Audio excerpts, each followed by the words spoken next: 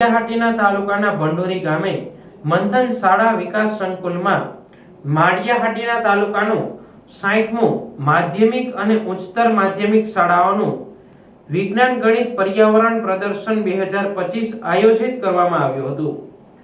GCERT Gandhinagar પ્રેરિત જિલ્લા શિક્ષણ અને તાલીમ ભવન જૂનાગઢ તથા જિલ્લા શિક્ષણાધિકારી કચેરી જૂનાગઢ દ્વારા માળિયાહાટીના તાલુકા કક્ષાના મેળાનું આયોજન કરવામાં આવ્યું હતું।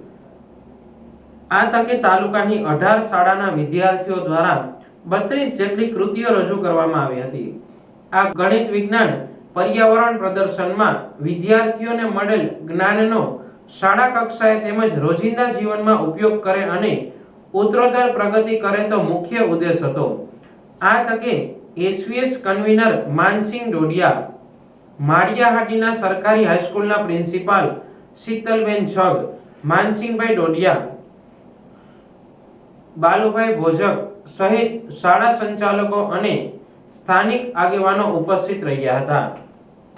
જીસીઆરટી ગાંધીનગર જિલ્લા શિક્ષણ અને તાલીમ ભવન જૂનાગઢ, જિલ્લા શિક્ષણ અધિકારીની કચેરી જૂનાગઢ વતી માળિયાહાટીના મંથન એસવીએસ ગણિત વિજ્ઞાન પર્યાવરણ પ્રદર્શન 60નું આજે માતૃશ્રી જીઆર પંડ્યા હાઈસ્કૂલ ખાતે બાળ વૈજ્ઞાનિકોએ 32 કૃતિઓ આવી, 64 વિદ્યાર્થીઓ અને 18 માર્ગદર્શક શિક્ષકશ્રીઓએ ભાગ લીધો અને આ કાર્યક્રમમાં અમારા આમંત્રણને માન આપીને રાષ્ટ્રીય શૈક્ષિક સંઘના અધ્યક્ષ શ્રી સુધીરભાઈ ડોડિયા, સરકારી હાઈસ્કૂલના આચાર્ય અને વર્ગ 2ના અધિકારી બેન શ્રી શીતલબેન, શાળાના આચાર્ય અને માળિયા તાલુકાના તમામ શિક્ષક મિત્રો અને જે અહીંયા નિહાળવા માટે આજુબાજુની સ્કૂલોમાંથી 300 બાળકો આવી ગયા છે